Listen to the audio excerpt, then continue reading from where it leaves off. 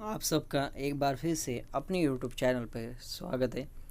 आज की हमारी कहानी का नाम है धैर्यवान किसान और उसके अद्भुत खेत।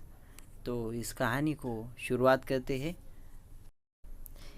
एक समृद्ध गांव के किसान किनारे नामकरण नाम का एक किसान रहता था। वह गांव का सबसे धैर्यवान और कठिन परिश्रमी किसान था।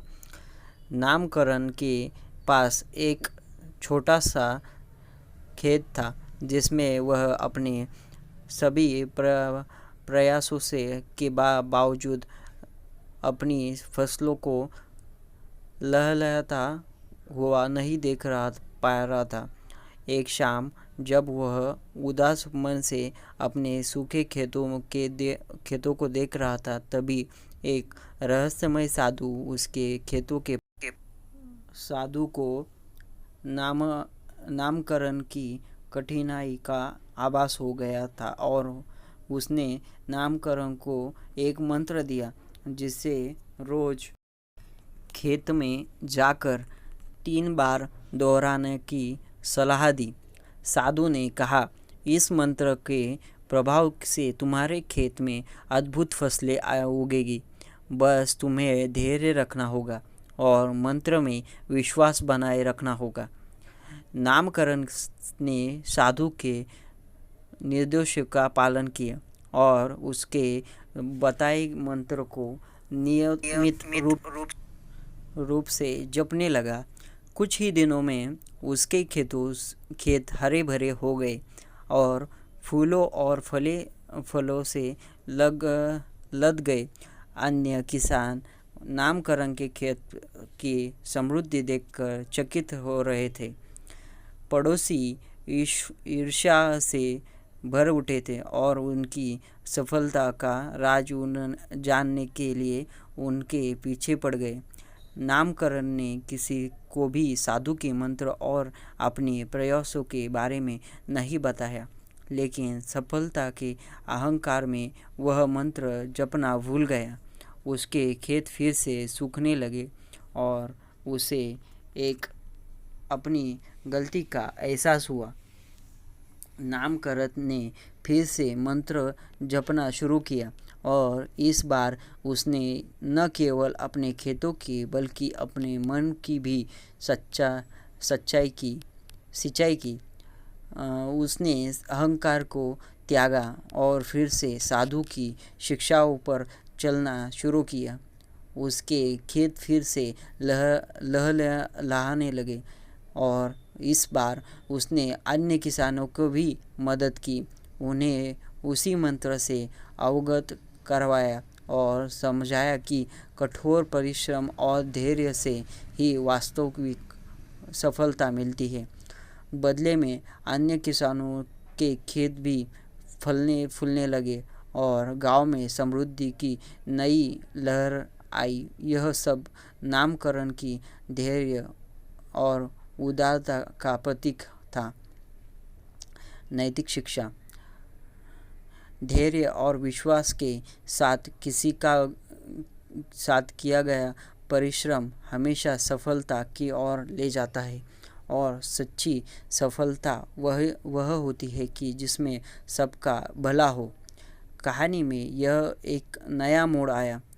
नामकरण द्वारा सिखाए एक मंत्र का जादू गांव के हर खेतों में चलने लगा था। गांव में समृद्धि का सैलाब आ गया, लेकिन जैसे कि हमेशा होता है, सफलता ईर्ष्या को जन्म देती है।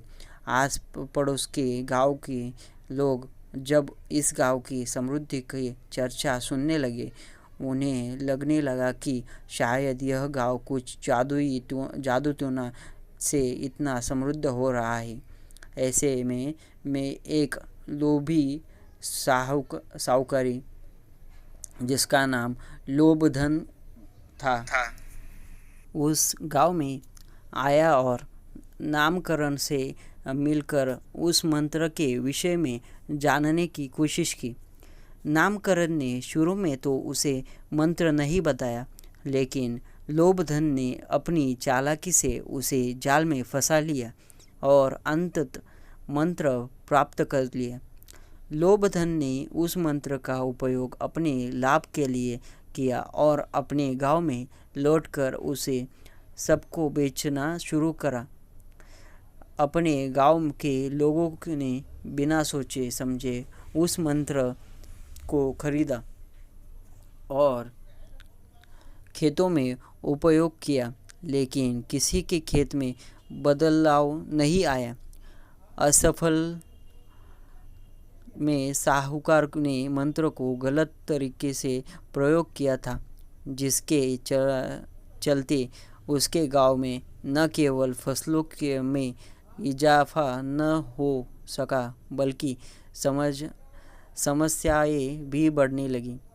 जब उसका पता नामकरण को चला तो वह दुखी हुआ।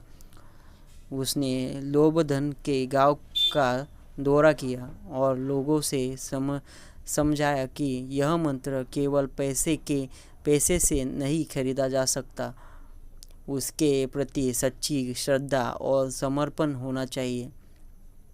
गांव वालों ने नामकरण के प्रयासों को और उसके विचारों की सराहना की और लोभधन से वापस अपने पैसे वसूले। लोभधन को भी अपनी गलती का एहसास हुआ और उसने नामकरण से क्षमा मांगी। अंत में नामकरण ने गांव के लोगों को सिखाया कि कड़ी मेहनत, ईमानदारी और धैर्य के साथ किया गया कर्म ही सफलता दिला सकता है और मंत्रों का जादू उनकी श्रद्धा से होता है। इस तरह दो गांव एक साथ फिर से समृद्ध और खुशहाल हो गए। नामकरण का नाम सभी गांवों में प्रसिद्ध हो गया और उसे एक सम्मानित व्यक्ति के रूप में पूजा जाने लगा। इससे शिक्षा क्या मिली? सही मार्ग और विधि से किया गया प्रयास ही सफलता का राज होता है और छोटे छोटे लालच हमें सच्ची खुशियाँ नहीं दे सकते। इसलिए ज़्यादा लालची ना बने, अपने कर्म करो। यह कहानी अगर आप सबको पसंद आई हो तो लाइक कीजिए और ऐसी ही अच्छी कहानियाँ सुनने के लिए अपने चैनल को सब्सक्राइब कीजिए और यह अपने दोस्तों के साथ यह कहानी शेयर कीजिए।